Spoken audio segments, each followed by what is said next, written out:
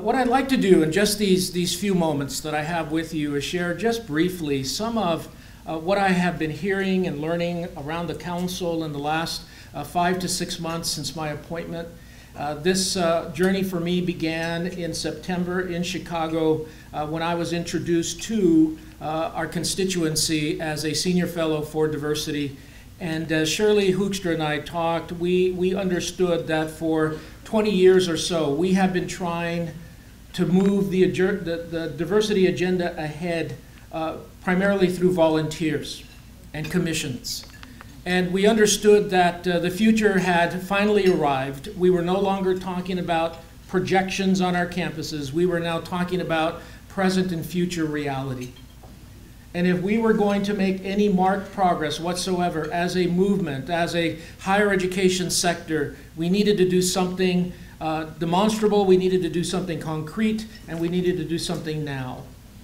And so Shirley and I talked, and we agreed that I would move into this role. And for those of you that know a little bit about me and my career, this was the work that really I was very reluctant to get into.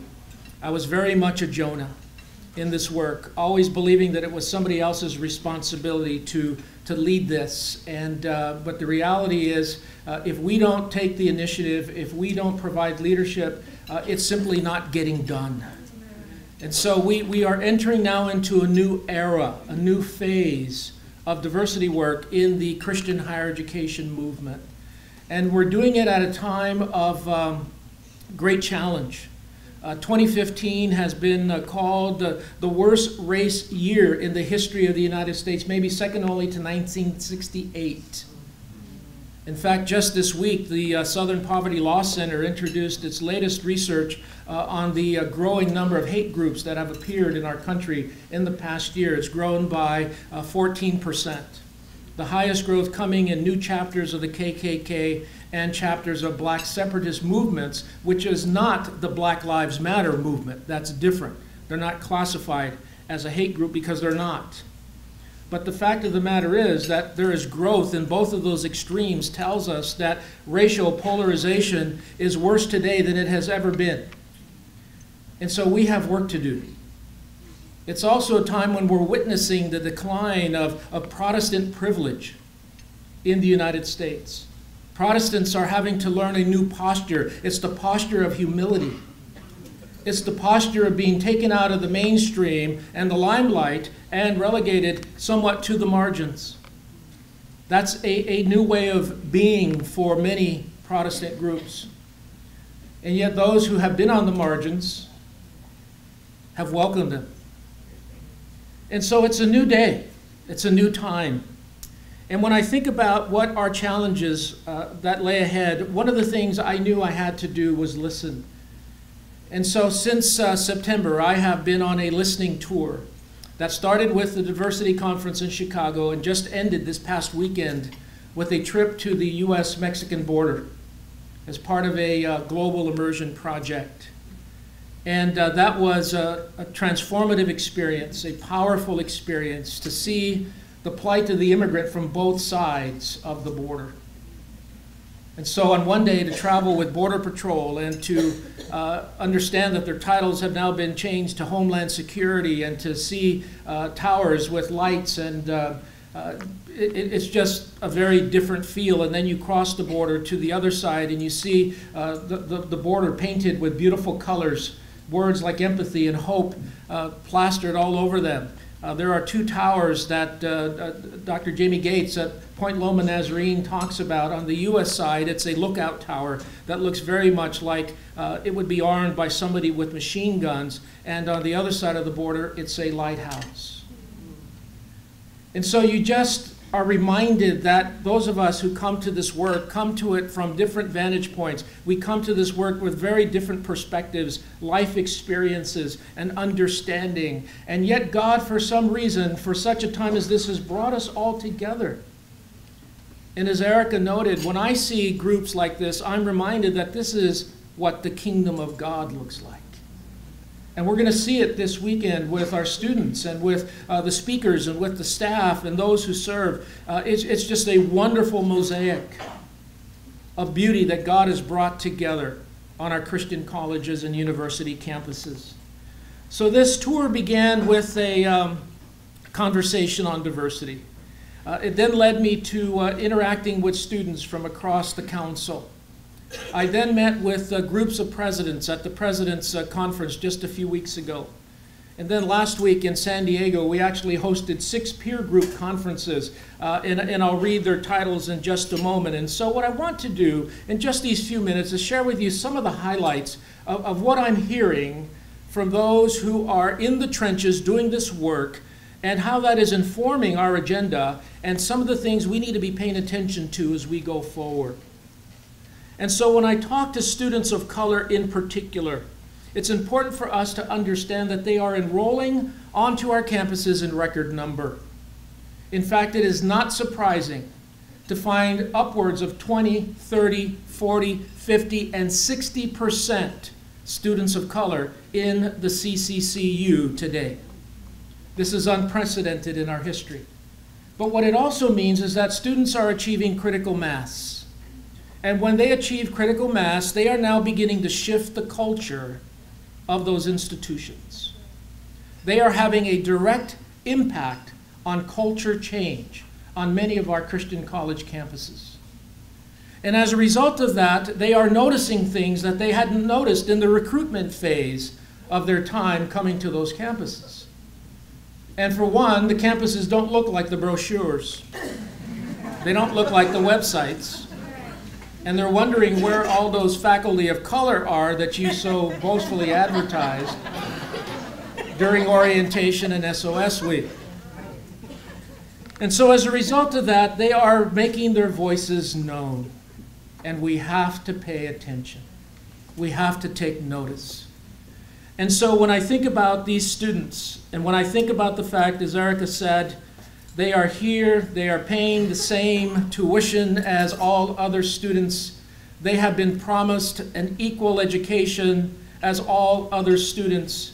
They are actually experiencing a very different university and college than their white majority colleagues. All their faculty is white. All the staff is white. All of the senior administration is white. All of the board of trustees are white. And they're frustrated. They're angry. They're pained, they're being hurt, and they're asking for change. They're being very polite, but I have been brought in on some situations and circumstances where it's beginning to get ugly. And we are Christians having this conversation in 2016.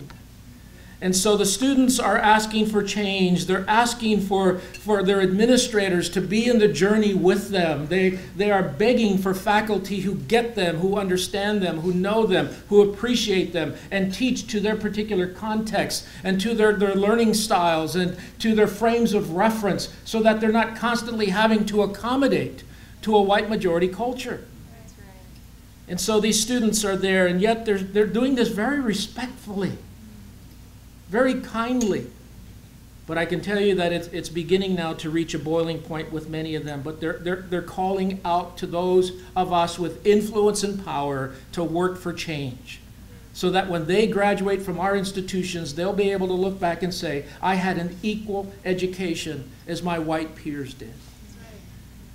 I've had time with presidents, and the work and the job of a president is unlike anything else.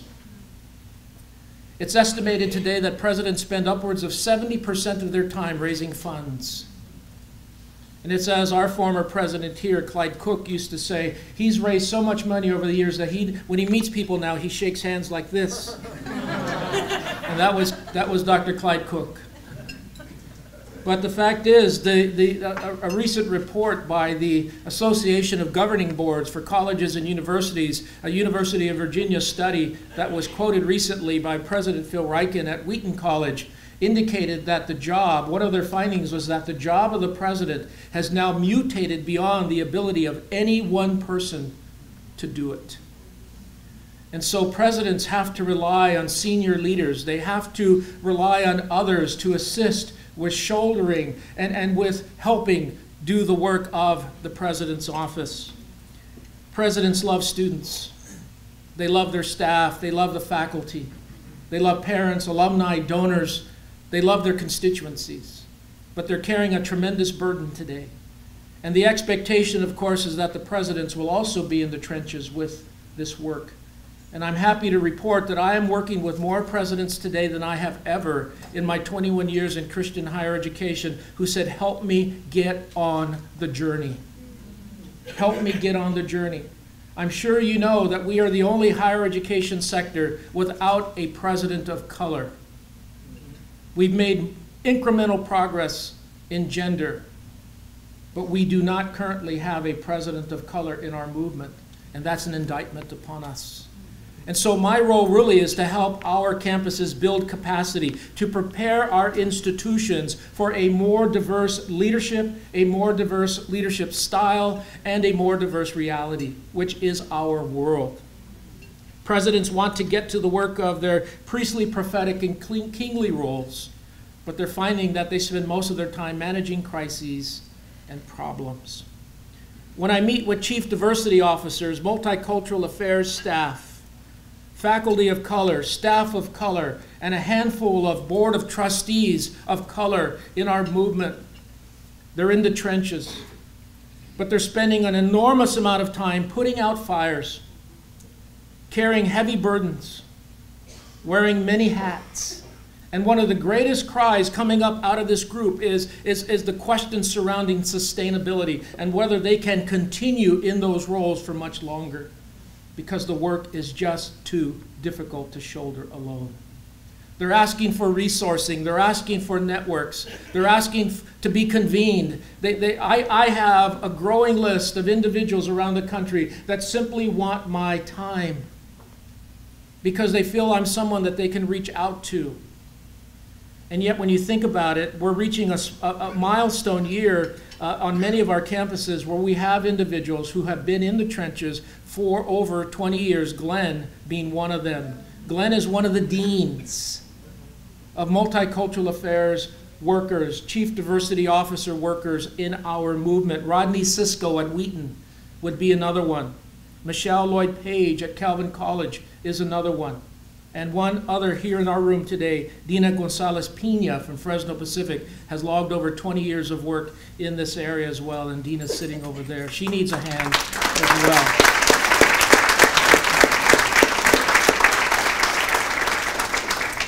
Our provosts, our chief academic officers are facing incredible pressure today. The number one question I'm asked is, how can you help us diversify the faculty? I'm working with several colleges right now on comprehensive strategies for diversifying faculty and staff. And it's doubly challenging when, for all these years, you've had no relationship with ethnic minority communities or churches. So many of these schools, many of these provosts, many of these search committees are starting from ground zero. I might be the only person of color who they can call a friend. That's how far behind some of our schools happen to be. But that is tremendous pressure they're feeling. Diversify the curriculum. Take our existing faculty, teach them how to be culturally responsive and interculturally competent. Our students demand this. They expect this. And so the provosts, those chief academic officers, like the presidents, are carrying a tremendous weight of responsibility. They're feeling intense heat and pressure, and they're looking to those chief diversity officers, those multicultural affairs leaders, faculty, staff of color to help provide guidance. And so what that has done is created increased pressure for those already in the trenches to now also assist senior administration in doing the job we believe they should have been doing all along. But that's one of those realities. Chief institutional advancement officers, the fundraisers, are asking questions regarding the next generation of donors because we have failed to nurture the current generation of students of color in our institutions. And what has now happened is we have graduated an increasingly diverse alumni base that has very little connection to the institution at all. And so the students, the alumni, are not giving back. And those fundraisers have realized we have got to understand this reality. And the whole transfer of wealth and fund development, these leaders are under tremendous pressure as well because we are tuition dependent, which takes us right into the next group, and that is the chief enrollment officers. and for those of you who work in admissions, those of you who recruit students, and the big dilemma of what comes first, the chicken or the egg, meaning do we continue to recruit a diverse student body capable of succeeding at the university, or do we wait until the university is ready to support and receive those students of color? Well, the fact of the matter is, whether you're ready or not, they're here. And they're expecting our institutions to change. And so we are at a place where chief enrollment officers not only have to measure up to the goals and the expectations to ensure that they meet their budget requirements for the following year, but the faculty apply equal pressure to ensure that their students are going to be of the highest caliber in SATs, GPAs, all of those things, so that they can succeed. And at the same time, they're trying to work magic in financial aid offices to come up with creative ways to finance, to scholarship, and to do this all under the banner of equity. And so it is a tough, difficult time for them, and many of them are stressed, and it is a difficult place to be. Chief communications, public relations officers are the guardians of the brand. Right? They are the guardians of the institution's brand. One of their primary jobs is keeping the president, campus leaders, faculty, and their reputation out of the news for all the wrong reasons. But what's happening now is social media has changed the game. And so now it's not uncommon to have specialists in those areas that focus almost exclusively on social media. Monitoring social media, monitoring the Facebook feed, monitoring Google. I mean, it's just unbelievable what has happened. And all it takes is one wrong word placed in the wrong sentence at the top of a story that can trigger national attention to the fact that this institution is having race problems. And so I'm being called and I'm being asked, how do we write these leads? How do we prepare our president? What should we say or not say in our press releases? And it's got everyone kind of going backwards.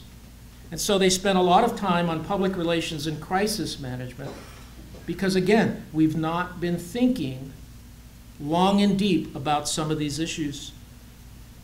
Our chief student development officers are perplexed today with how to best care for today's self-absorbed, selfie generation, individualized students. I mean, this is a very different time.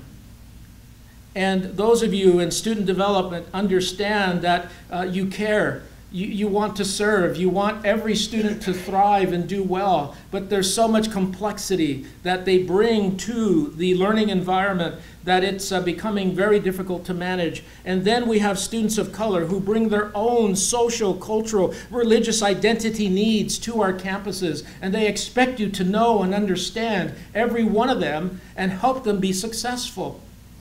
And for those of you who manage residence life, you know that the trend is shifting now to commuter life.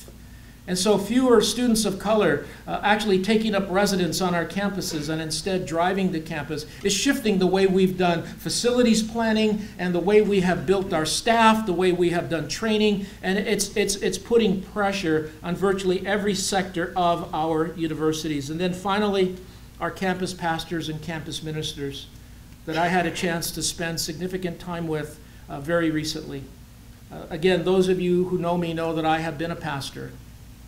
I actually prepared for the ministry. That's why I went to Vanguard when it was Southern California College back in the early 80s. And I did that.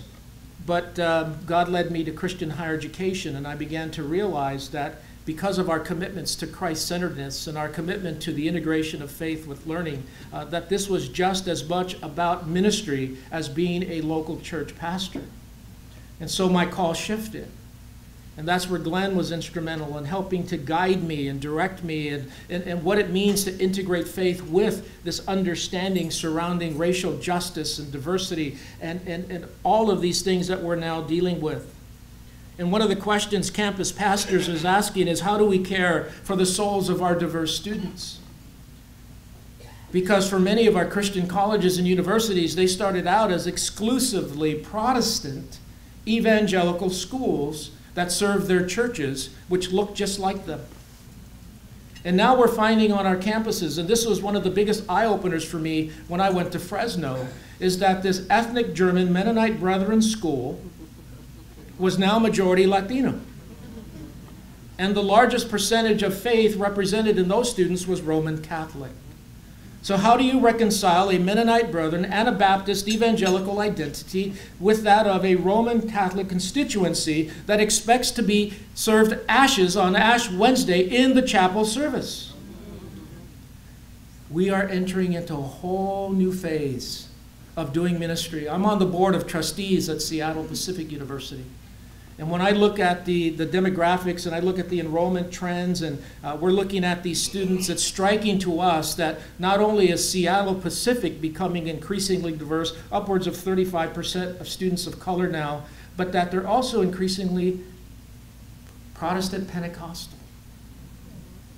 And so there is just a new way of thinking and understanding and relating to students, and campus pastors and ministers are just feeling the weight of responsibility to care for the needs of each of our students who come to our campuses. And I'm not even going to attempt to go at the fact that we also admit on many of our campuses Muslims, Buddhists, and Hindi students. And those students are also asking for time to attend to spiritual needs and concerns. This has impacted our Bible classes. It's impacted our chapel programs, it's impacted the conversations we're having on our campuses, and it's impacted the way we do ministry. And at the same time, our campus ministers have a unique opportunity to serve our students in a priestly, prophetic, and teaching role. And increasingly, they are finding that they have to exercise not only their priestly, but their prophetic voices as well. They are calling for reconciliation. They're calling for repentance. They're calling for confession, and they're calling for forgiveness. And all of this is adding up to a spirit of lament that many see now coming over our movement. We have failed in this area. Our churches have failed in this area. And now we are finding ourselves wanting to provide leadership, but understanding that before we get there, we may have to fail even further. There has been a humility that has come upon us, and perhaps even a humiliation. As the Chronicle of Higher Education publishes a feature story on diversity at evangelical Christian colleges, which appeared 2 weeks ago, we were reminded that we are not there yet. So we have work to do. We have work to do. And I want to encourage each and every one of you, because you are in the trenches, you care about these issues, you wouldn't be here at SCORR if you did not. But we have to own up to the fact that we are still in search of shalom. That we are still on a quest to see God's kingdom on earth as it is in heaven. And we need to partner together. We need to link arms. We need to commit to this work, not as a job, but as a calling and as a ministry. And we have to reconcile some of the conflicts in our hearts and in our minds, and we need to understand that this is no longer an option for us. The future of our movement hinges on our success in navigating the seas of diversity. If we fail to do so, our movement will become irrelevant within a generation. And so I want to exercise my own prophetic voice this afternoon, but at the same time exercise my priestly role to encourage you to not give up, to not quit. Let's recommit to hope and optimism, but also dealing with and facing the reality that this is difficult work. We hope you enjoyed this message. Biola University offers a variety of biblically centered degree programs, ranging from business to ministry to the arts and sciences. Learn more at biola.edu.